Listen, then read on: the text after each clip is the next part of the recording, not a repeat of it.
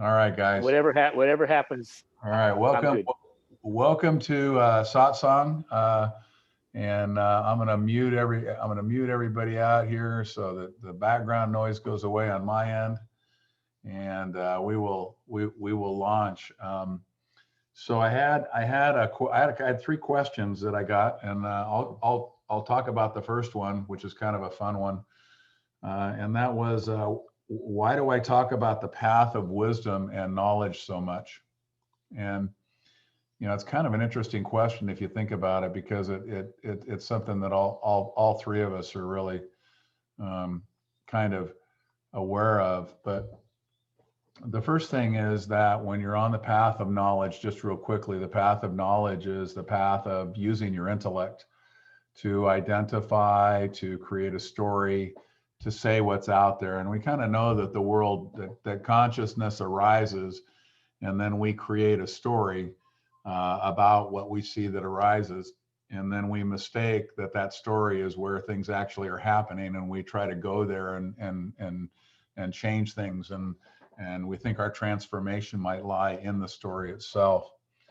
And so the path of knowledge is that belief system. So if you look out at the world, you're going to see that um, most people cannot even conceive of a world that's outside of the path of knowledge, even though they feel their own intuition and they have a sense that there's something going on out there. They usually migrate that into an intellectual concept, and it becomes part of the path of knowledge. So even the stuff that normally you and I would call the path of wisdom is incorporated into the path of knowledge. So the one thing that we know is that our story identity, or sometimes what I call the fake you, here comes Donovan, by the way. Um, what I call the fake you lives in the path of knowledge. So welcome, Donovan, by the way. The first question is I'm just doing the first question, which is, why do I talk about the path of wisdom and knowledge so much? Um, the path of knowledge is the path that that we're all very, very accustomed to. It's it's where our story identity lives. It's where all stories live, and it's the path that we spend almost all of our time on. So the reason I spend so much time on it is that our habits of how we actually use our intellect are connected to the path of knowledge. That's where they're connected. So if you ever experience yourself and notice what you notice that you do the same thing over and over and over again. And so when you're on the spiritual journey, the thing that you want to do is understand, what are the different things that I need to do? What are the different activities? What are the different behaviors that live on that path? And that's where your true self lives, is on the wisdom path. And the hardest thing to get to, believe it or not, is the idea that you need to find an answer. So even when we're doing this exercise in satsang, instead of trying to find an answer, even though a lot of us look for an answer in satsang, when you deliver up a question, believe it or not, what's trying to happen here is we're trying to dissolve that question so that your intellect can relax, and what you will become is just the being that you are. So when you're talking about presence and being and pure awareness, there is no answer. There's also no question. It's just exactly how you are. And the path of wisdom is aimed at trying to deliver you into that experience, into that notion, not notion, but into that actual felt experience of consciousness, presence, or awareness, whichever one of those terms you want to use. So if you think about the knowledge path, it uses intellect. Intellect is separation based. So remember that whenever you're engaged in the path of intellect or the path of knowledge, you're engaged in separation. So you're taking something out and you're asking a question about it, right? In the path of wisdom, awakening is simply the perception of all that is from consciousness itself. So if all it is perception, then the intellect simply joins in as a co-pilot or a navigator when it needs to, but it actually isn't it isn't a necessary function of awakening. So really, when you come to satsang or you're working with these things, what you're doing is you're using the path of knowledge to, in a way, hijack yourself, because you're so used to thinking that when you ask a question or you find an answer, that is quote unquote meaningful. And even meaning, if you think about it, is created by your intellect. And actually the who you are it doesn't require any meaning whatsoever.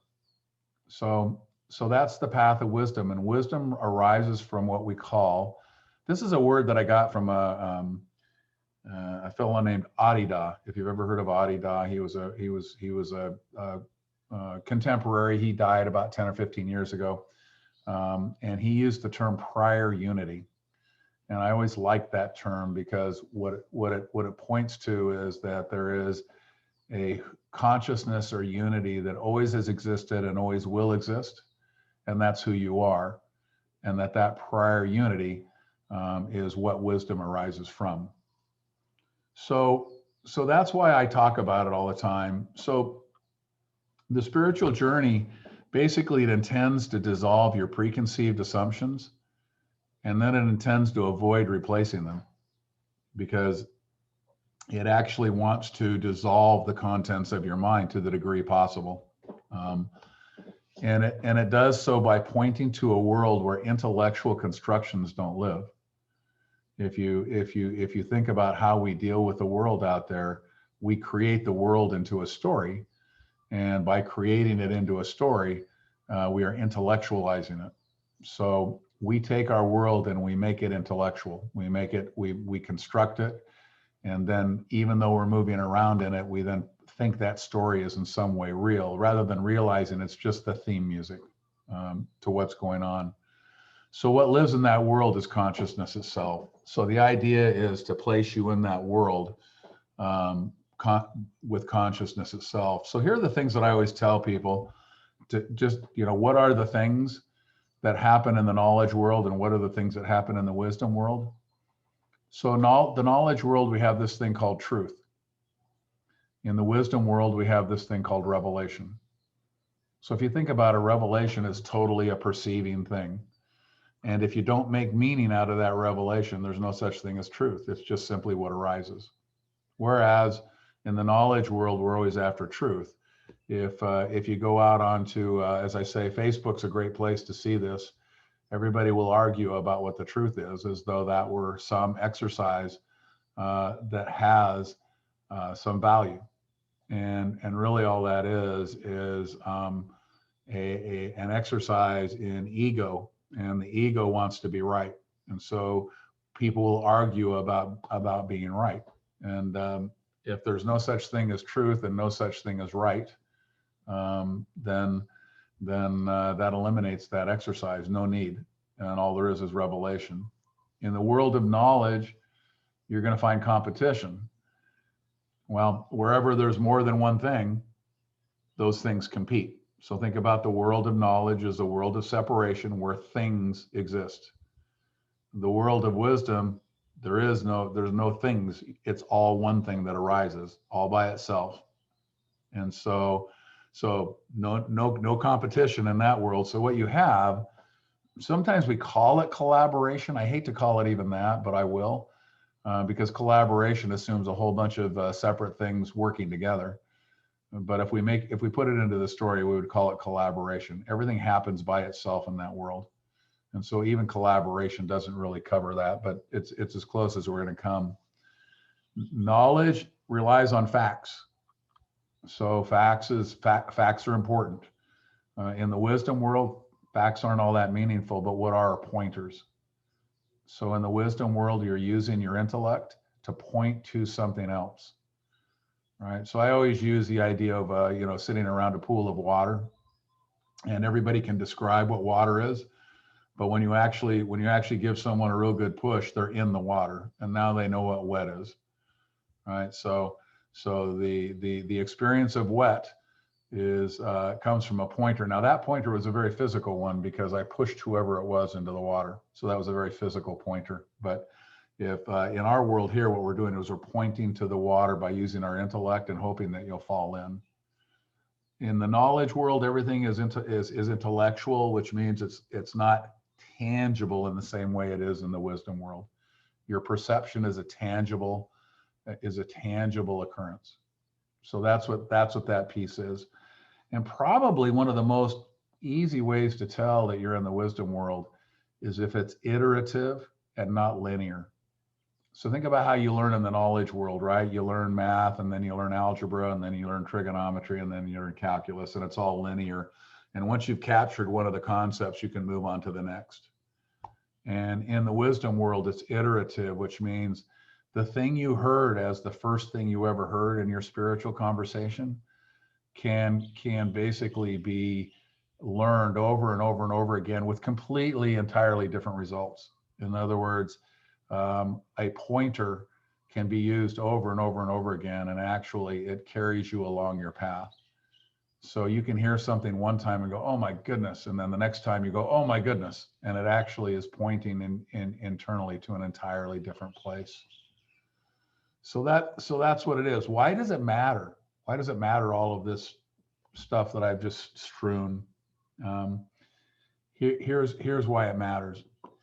It matters because when you're in a new world, in a world that you don't necessarily occupy a lot, you're gonna find out that you go back to your old approach over and over and over again. So someone will say something about the spiritual world, and guess what? You want to go in and dissect it and maybe even argue about which is the best version of it. And that's because we're so used to doing that, rather than seeing that it's a pointer. So the reason that I nest on this difference between the wisdom path and the knowledge path is to continually point to everybody that as you're in the spiritual path, recognize what that is so that you can stay there. You know, there's a feel for that, a tangible feel of the spiritual path. And when you're in that tangible perception and feeling, then you're in the right place. This is all about being, right? Consciousness and being. So if one is in being, if that's all they are, is in the here and now and in being, then you're really on the spiritual path. You don't need to talk about it a lot, right? And that's your true self. Your true self is just simply that witnessing and that watching. It's that tangible experience of right now, of here and now. Now what happens is that because the ego occupies such a big place in the mind, we've developed a mind loop that takes the here and now and that standing in the here and now and feeds it into the brain. And there's always the describing of what's happening in the brain in terms of where you really are. And what will happen is as you look at the pointers and as you dissolve those concepts, you give your mind nowhere to stand to continue to be in that feedback loop. And so it starts to quiet down. It doesn't comment so much on where you are. So standing in the wisdom path and knowing that you're there is really important, and letting the concepts dissolve. Those things now untangle, unwind, or dissolve the feedback loop that keeps you in the knowledge world and keeps you painting the story about what's happening. And pretty soon you'll hear something and you won't even argue about it. You'll go, okay, that's a point of view, that's a story, it's whatever. I know that mine's as good as any other. Ron's on the call today, and I know that he cracks up because I'll listen to a story, I'll tell my story, someone will tell a third one, and I'll go, hey, any of those is as good as the other. And so we always end up with a real fun chuckle at the end of all of these describing of these stories, because we recognize, well, hey, all 3 of those stories, or all 5 of those stories, or all 10 of those stories did a good enough job of describing what was going on. But the what was going on, which is underneath that, the lived experience of that what is going on is really what's happening here. And so the reason that people miss what awakening is because they want it to be an intellectual concept that they can recite and they can communicate, and it doesn't live there. Awakening does not live in an intellectual concept. even when it's being described, and you know, you are in essence bastardizing the actual experience because you're describing it, right? So Donovan would know about this. It's like if somebody describes to you the perfect wave, right? Well, describing the perfect wave and experiencing the perfect wave are two entirely different things. And yet we're hooked on trying to describe it, right? You see the surfers, they get together and they describe it to each other. You know, there's no possible way that anybody is going to put you on a wave by describing it, right? You get close and you have your own experience to lend to it. But the moment of on that wave is not the description of it. And that's why I spend so much time kind of handling this. Now, here's something to think about, because the second question was, is it true that the event in life happens before the cause or the story? And I always like to talk about that, because in a certain way, what it does is it also disarms our idea that we actually are the authors of our own life, because the event happens and then the mind takes it over. And there's two pieces of little science that are fun with this question. One of them is they did an actual scientific experiment. There's a study, Ramesh used to talk about this a lot, and they figured out that there was a very small fraction of a second. The event would happen and they could track the event, and then they could track in the mind when the story or when the description of the event or the cause of the event happened in the mind. So that the mind basically was taking the event and then creating the cause, right? And sometimes I talk about how in your vision that you actually see everything upside down and the mind turns it right side up. Well, it also does that with cause and effect. When something happens out there and you say that I caused it, the reality is that the mind is taking that idea and placing it before the event, so that the way that you understand it is that you caused the event. Because in that way, it supports the idea that you already have, that you're an ego, and your ego cause the event. So the Donovan story, the Ron story, the Carolyn story, the Justine story, those stories cause the events, but actually the events happen. And then the intellect of all of those stories create the cause that goes with it.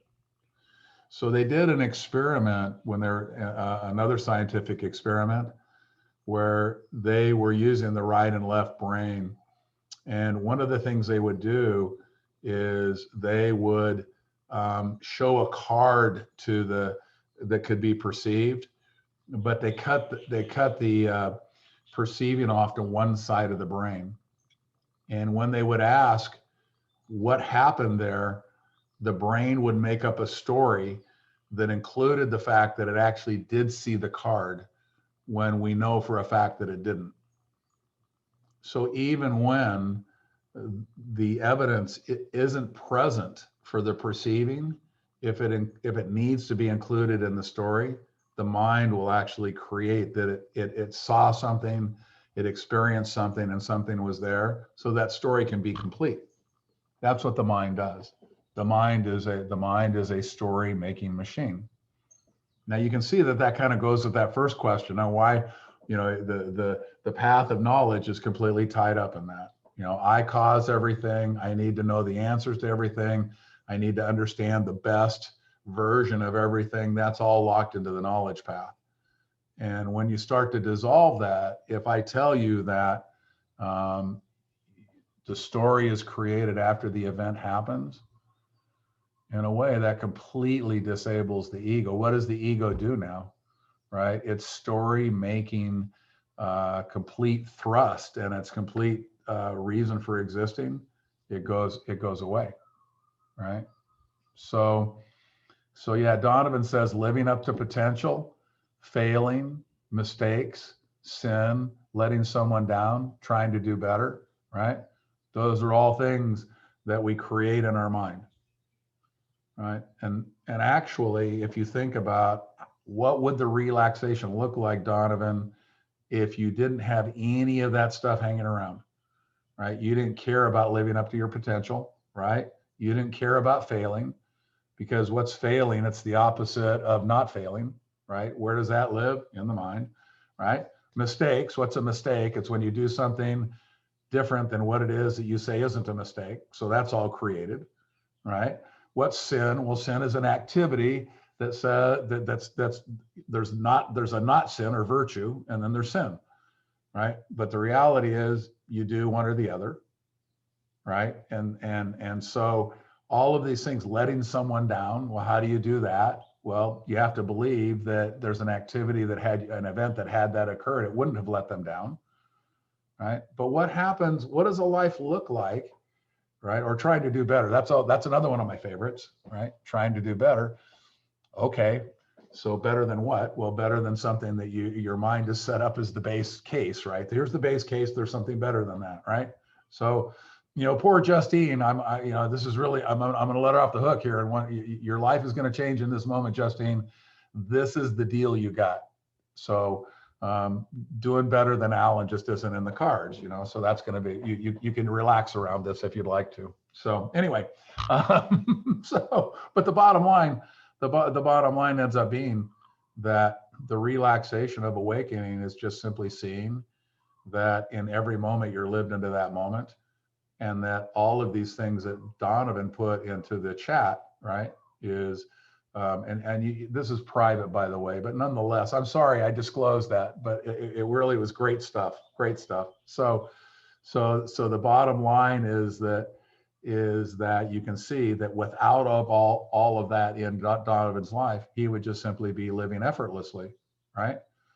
So a mistake would be a mistake, and a perfect thing would be a perfect thing, and he wouldn't know. He'd go, "Oh, that's what happened," right? I don't need to name it as a mistake. I don't need to name it as a perfection. It's what happened, right? And so the what happened becomes simply what happens, and that's the that's how it works, because in the mind, as the scientists have described it, those events are happening anyway, and we're painting in all of this stuff afterwards. So that's just kind of fun. That's kind of a fun thing that science has discovered through their observations.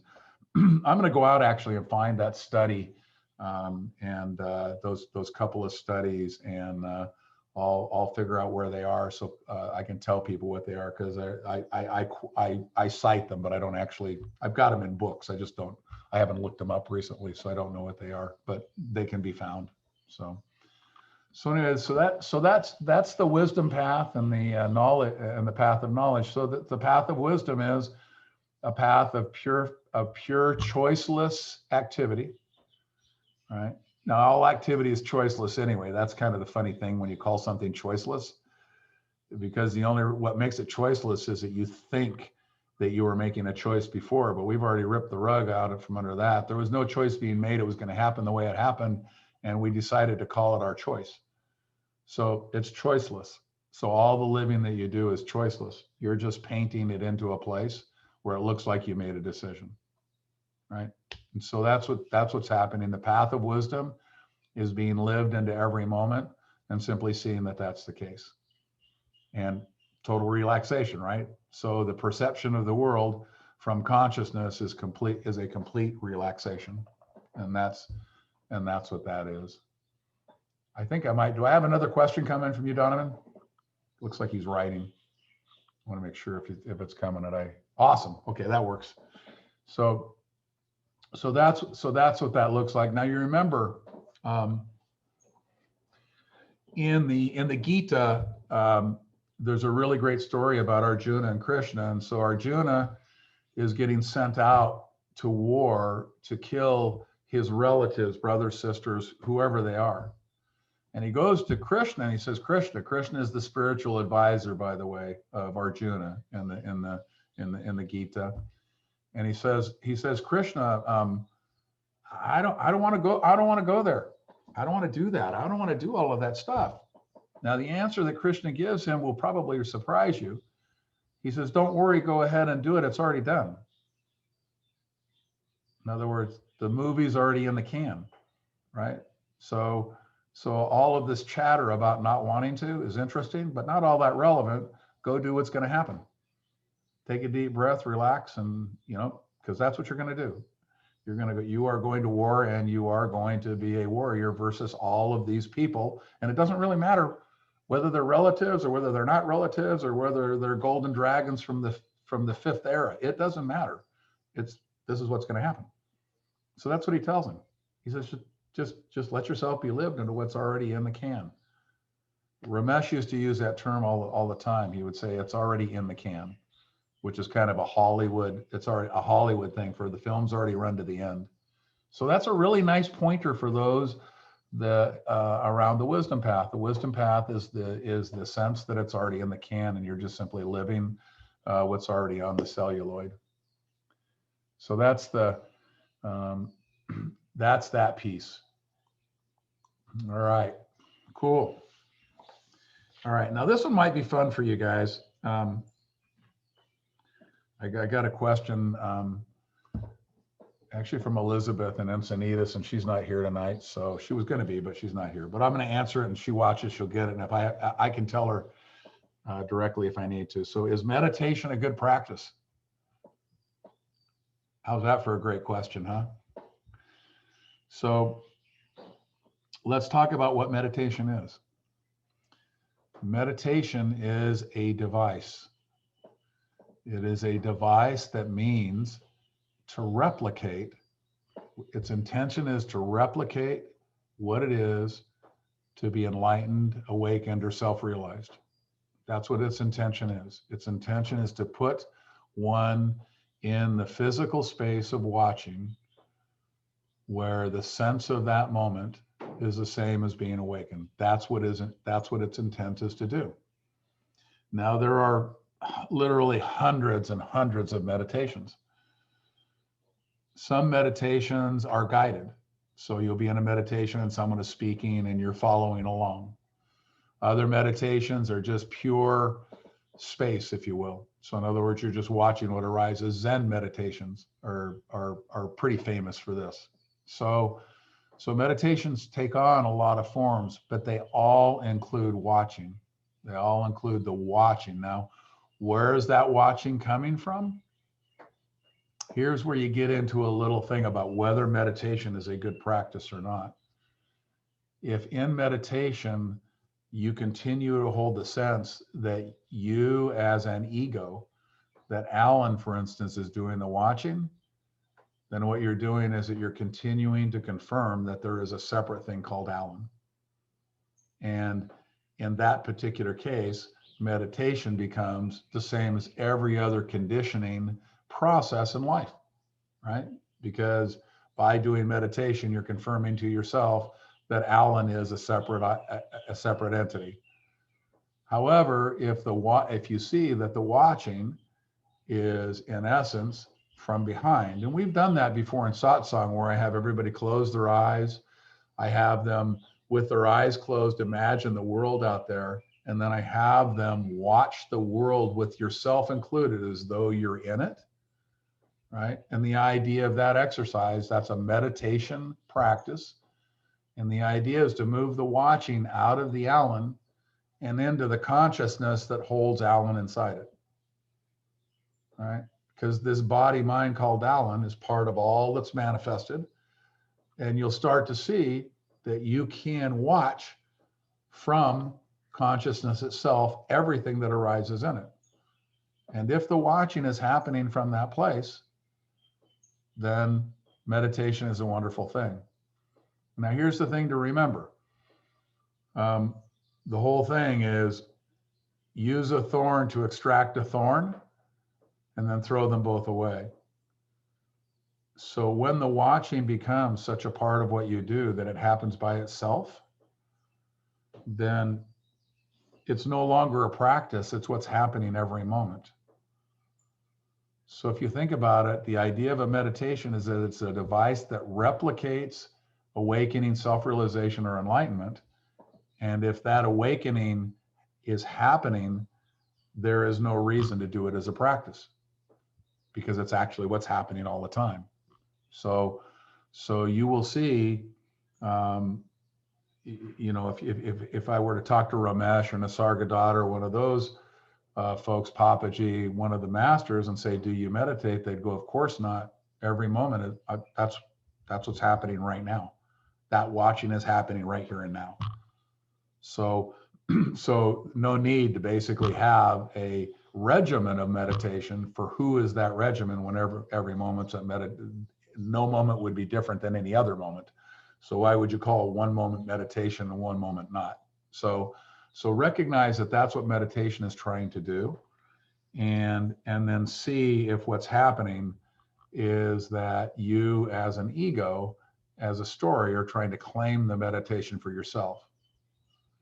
So here's where meditation goes off the rails. And in fact, there's a funny little music video that has a piece of this in it. But when somebody uses the idea that they meditate as a badge of spiritual honor, that likely is not helping them. Because I meditate 3 hours a day. Every day I meditate 3 hours a day. When you hear that, that sounds kind of like someone who is boasting. And in the spiritual world, remember, the spiritual world of egos is like any world of egos, and the only difference is that we use spiritual things rather than money. So if I've got $20 billion is a boast in the financial world, I meditate 3 hours or 5 hours a day might be the same kind. That's the spiritual billionaire telling you how rich he is because he's telling you how much he meditates. So that's the part where meditation can become egoized, just like every other activity that's happening. So when you meditate, no problem. It's a wonderful device, a wonderful pointer, but you have to check yourself on that one. You have to see for yourself when you're reaching out there and grabbing it for the ego. If you're grabbing it for the ego, you're the check on that. The only one that's going to kind of know that is you. And so that's where meditation falls. The video I was talking about, and I some years ago, there was this video that this fellow did, and he's a guru, and he's in LA, and he's got all of this bling and everything on, and you know, he's romancing the girls and having all these people come to him as the guru. And one of the lines in the video is he says, yeah, I had that hour meditation and I knocked it out in 10 minutes. And I always love that, because think about a meditation. It's kind of like Donovan, living up to potential or failing in mistakes and everything. It's like, a meditation somehow or another, it takes an hour to do that meditation, which of course is crazy to think that a meditation takes any amount of time, right? Not the point.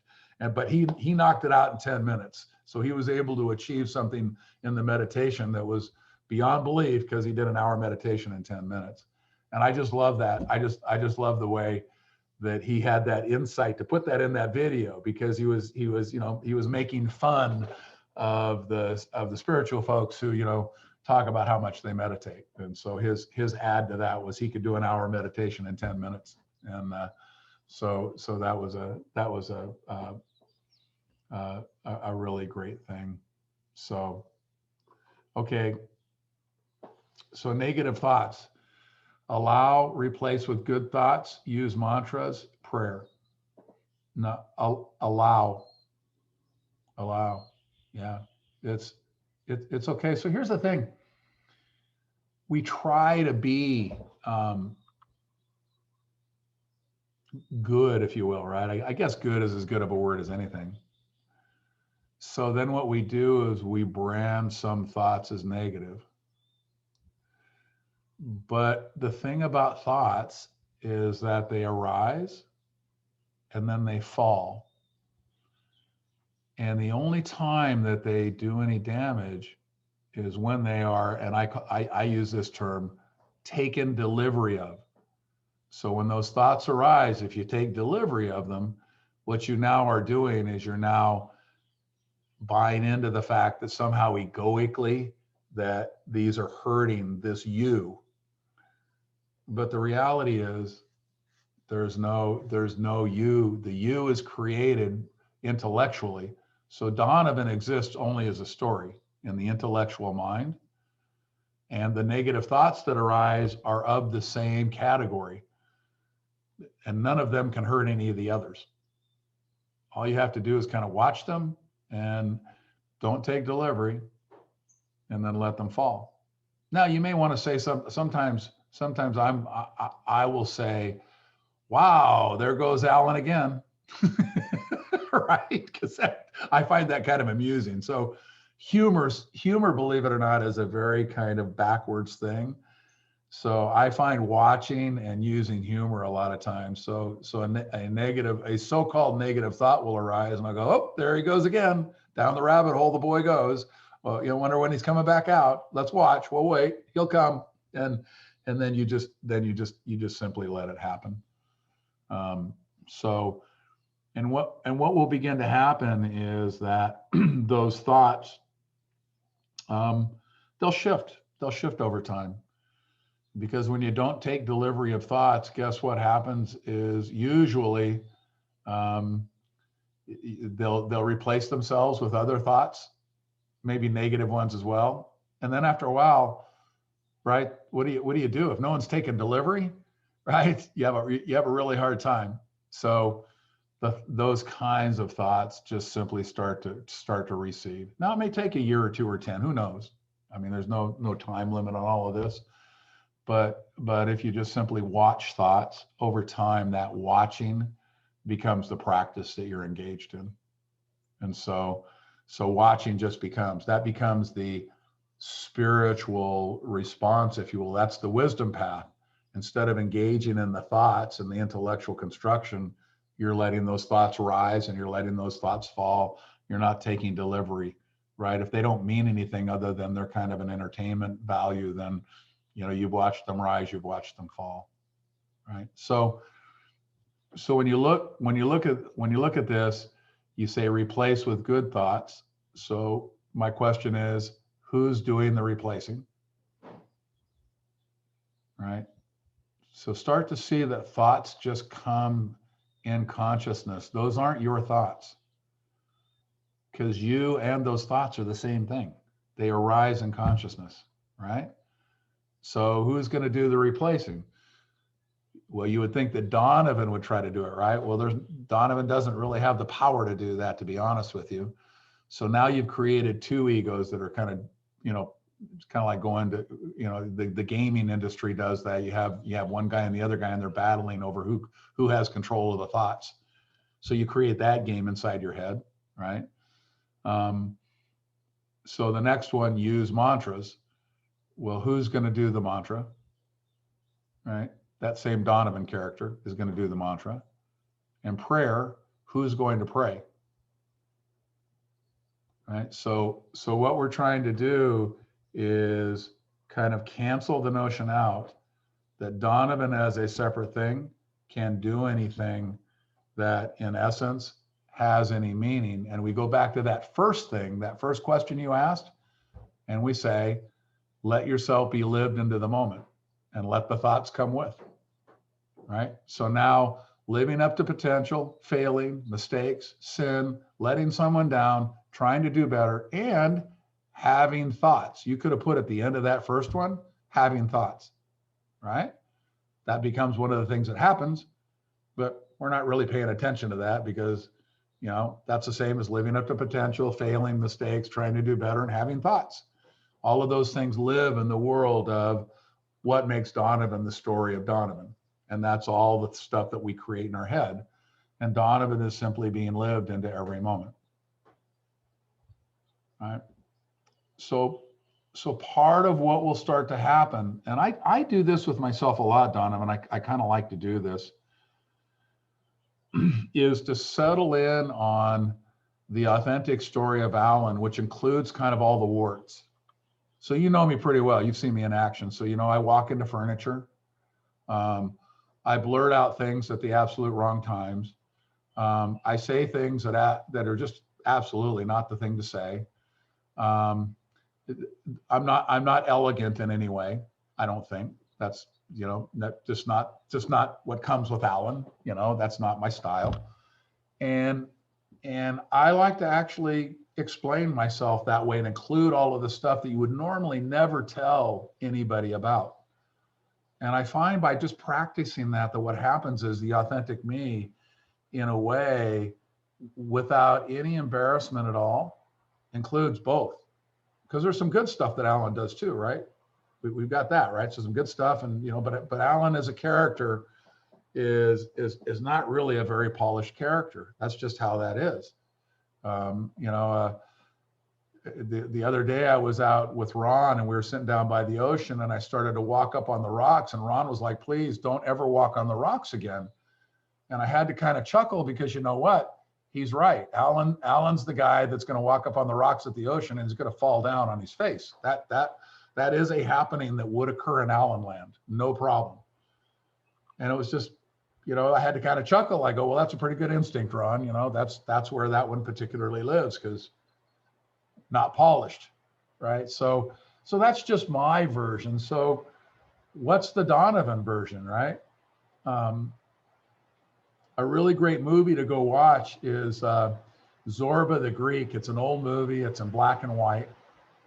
But when you watch, and I forget his last name, who was the star, but he just was him, right? So he wanders around and he just is him. But the thing that you can't help but notice is how authentic he is, right? He's just so real. He really is himself.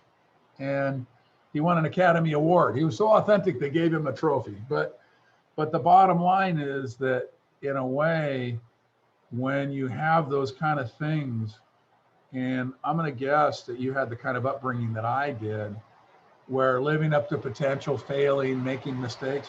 It's raining, by the way, in Hawaii. So all of that noise that you hear in my background is the rain. So I'm hoping you're hearing me still. But all of those things are things that made us want to hide the stuff about ourselves that's not all that wonderful. So one of the ways to deal with yourself around that is just to add that into your story and get comfortable with it, because that's who you are, right? Okay. And then you start to break down that good and bad barrier. There's the good Donovan and there's the bad Donovan. Well, really all there is Donovan. So tell the story of Donovan. Include the good stuff, include the bad stuff, and move along. I hope you guys can enjoy the rain. Isn't it great?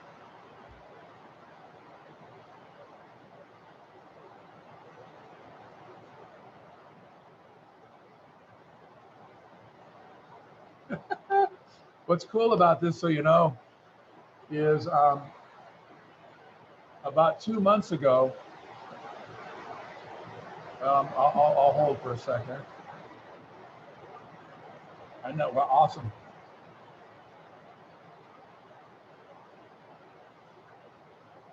So about 2 months ago,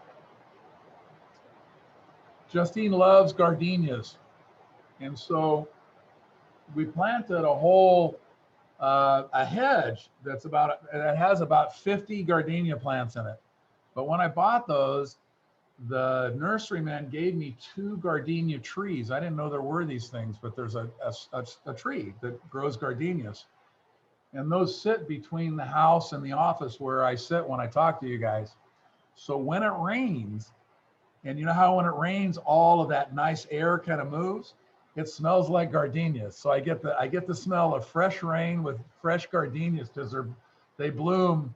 They're continuously in bloom, these gardenia trees, year round. You're getting gardenias almost every other day. There's these beautiful flowers coming in. And so the scent of gardenia on the rain is what happens when this is going on right now. So that's a really beautiful thing. Ah, here it comes again.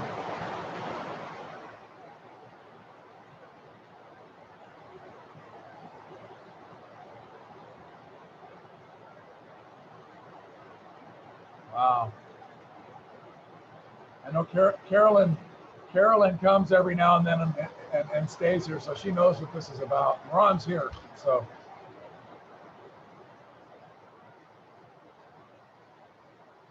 There we go. The other thing that doesn't help, of course, is that all of the roofs here are made out of metal. They're a tin alloy, so of course it gets really noisy. So anyway, just to finish off on that piece,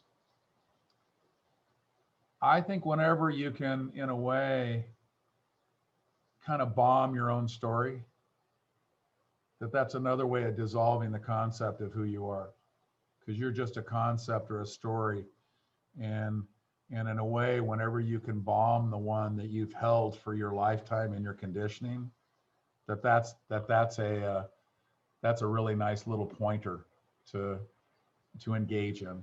So that's one I use a fair amount, and I've always found that to be incredibly helpful.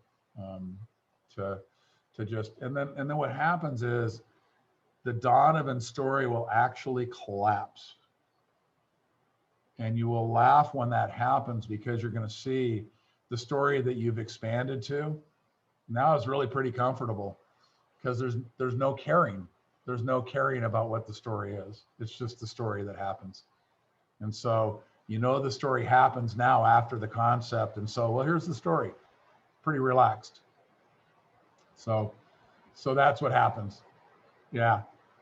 Oh, I know. So Carolyn, I know I've looked for an essential oil because Justine loves it. And I haven't been able to find a gardenia essential oil either, because if I did, I'd get her some. She'd love that. So yeah, I promised her when we moved here that I would put a driveway from wherever we started up to the house, and she could plant flowers and plants and everything. And so the gate where we live here is about, I'm going to think 300 yards away from our patio, and the gates below it kind of comes up, it rises up to the house. And so I put in a winding little driveway that comes up, and then there are planters on both sides of it down throughout. And so Justine can plant her gardenias and her jasmine and all of her different flowers. There's hibiscus and all sorts of stuff out there. And I think she has about 22 planters, and these aren't small things. These are big old rock planters. And she goes out and works in them. So she has her from the gate up to the house, the winding road that comes up here. And it's really sweet. And so when we built the house, I was worried about what the house looked like. Justine just wanted her plants and her road. Whatever the house looked like, that was fine with her. Just make sure that she got her winding driveway up to the house. So that's what we did. All right. Well, it's going to be a short one today. It's continuing to rain. So I think what I'll do is I will tell everyone I love you, and I will send you off. Yeah, this will be recorded if you want it. You'll get the rain piece for the 5 minutes at the end. And remember that in 2 weeks from today, it's going to be New Year's Eve. So we will skip New Year's Eve. I won't do a satsang for New Year's Eve. And so I'll see you guys in about 4 weeks. All right. Much love. Till I see you again. Bye-bye. Aloha.